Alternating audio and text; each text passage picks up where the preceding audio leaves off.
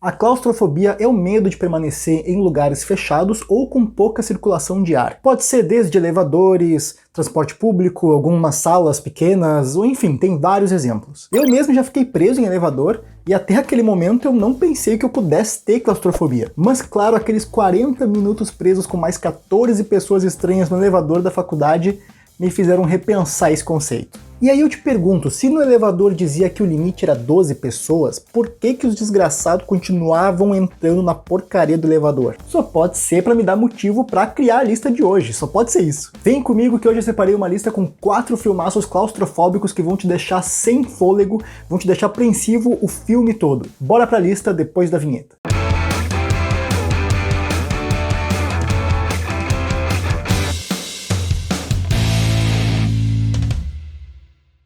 Em Oxigênio, filme de 2021 disponível na Netflix, uma mulher acorda de repente numa cápsula criogênica. Pra quem não sabe o que é isso, uma cápsula criogênica é aquela em que a pessoa fica numa temperatura muito baixa para conservar o corpo. É tipo como se ela estivesse em Curitiba no inverno, só que numa caixinha. Quando ela desperta, ela não tem memória de quem é ou de como foi parar ali. Confinada apenas com a inteligência artificial Milo, ela precisa buscar em suas lembranças ocultas uma maneira de se libertar antes que as suas reservas de oxigênio acabem. Eu acho a proposta desse filme muito boa, afinal a gente tem aí cerca de 1 hora e 40 minutos de filme que se passa todo dentro de um pequeno espaço, dentro ali da cápsula onde a personagem está presa. E como ela não tem memórias de quem ela é e de como ela foi parar ali, a gente vai meio que descobrindo junto com ela as informações ao longo da narrativa. Tudo isso, é claro, com um senso de urgência enorme, já que o suprimento de oxigênio dela tá acabando. E se ela não conseguir vazar dali o quanto antes, ela vai acabar ficando sem ar e vai morrer. E não achem que essa premissa simples e o fato de o filme se passar num local único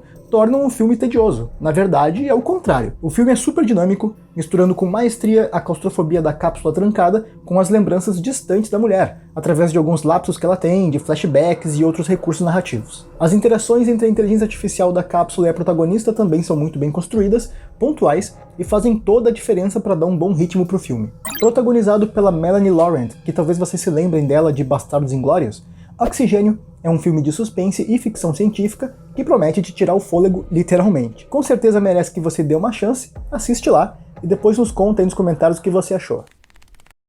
E agora, antes da gente ir pro próximo filme, eu vou pedir pra você colocar aí nos comentários se você já passou por alguma situação claustrofóbica. Eu já falei no comecinho desse vídeo que eu já passei, né, por isso, porque eu fiquei preso num elevador. Na verdade, eu já fiquei preso em elevador algumas vezes, talvez eu é que tenha um pouco de má sorte aí nesse quesito. Mas enfim, se você já passou por situações claustrofóbicas, coloca aí nos comentários pra gente trocar uma ideia. E agora sim, o próximo filme da lista é um filme com um nome pouco convencional e com uma ideia muito criativa que agradou muitos fãs justamente pela sua autenticidade. Eu tô falando de Skinamarink, filme de 2022 que é um tanto polêmico porque muitas pessoas consideram um dos filmes mais autênticos e mais aterrorizantes, apreensivos dos últimos tempos, enquanto outras pessoas acham uma porcaria total. E agora vamos ver se eu consigo te convencer a assistir para que tu possa ter tua própria opinião sobre o filme. Eu vou te explicar agora por que ele é tão diferente. O filme todo ocorre dentro de uma casa. Ele começa com uma data, que aparece ali no comecinho, e aí a câmera ela fica parada, na grande maioria das vezes, estática mesmo, com uns ângulos muito desconfortáveis, uns ângulos assim que dão a entender que as gravações não são profissionais, que sempre tem uma angulação em que a gente, tipo, como espectador, a gente não consegue ver o cenário de forma ampla, com detalhes e tal.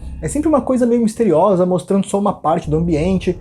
Com certeza não é um filme convencional, esse é um filme para pessoas que estão procurando uma experiência diferente dentro do terror. E sim, é um filme um pouco mais lento, pelo menos na sua primeira metade, e a gente acompanha duas crianças, dois irmãos, que eles estão dentro daquela casa, e eles ficam chamando pelo pai, e o pai nunca responde, e isso vai gerando uma apreensão na gente, afinal, o que está acontecendo? Por que essas crianças estão sozinhas?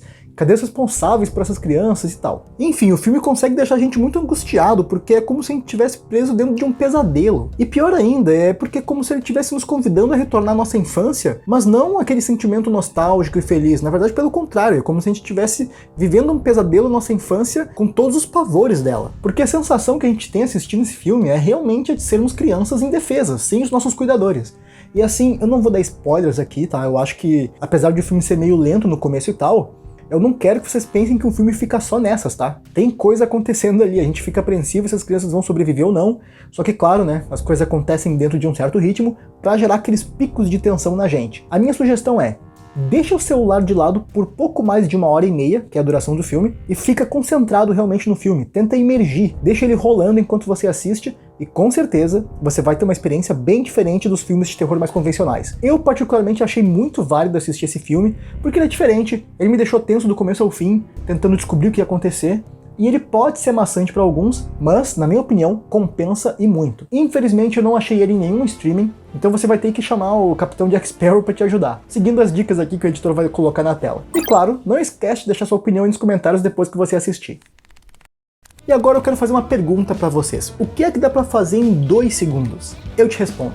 Deixar o like e se inscrever no canal. Não leva mais do que 2 segundos para vocês fazerem isso, e como vocês podem ver aqui no canal, a maioria dos vídeos tem vários minutos, alguns são listas de filmes e séries, alguns são vídeos inteiros específicos sobre um filme só, mas enfim, eles levam alguns minutos aí de duração. E claro que para fazer esses alguns minutos de vídeo a gente precisa de horas e horas pesquisando, revendo filmes, depois fazendo a lista, depois realmente criando o roteiro, gravando, editando e tal. E a gente só pede para vocês 2 segundinhos para deixar aquele like e se inscrever no canal, que isso ajuda a gente demais, vocês não têm noção. Então é isso, obrigado pela força, com seu like e sua inscrição todo mundo fica feliz, e agora bora pro resto da lista.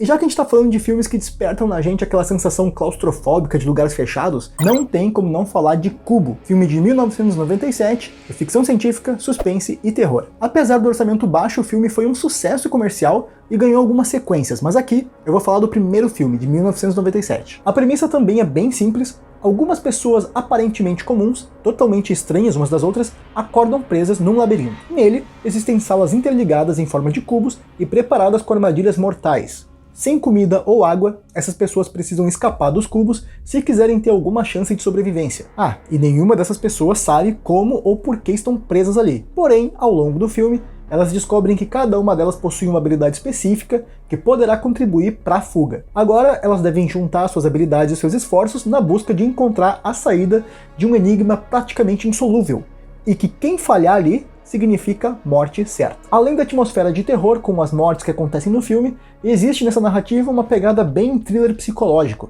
já que a gente, como espectador, vai percebendo que aquela situação força ali as pessoas a se relacionarem e cooperarem umas com as outras, ao mesmo tempo em que cria armadilhas não apenas físicas, mas psicológicas, para fragilizar esses rápidos elos criados.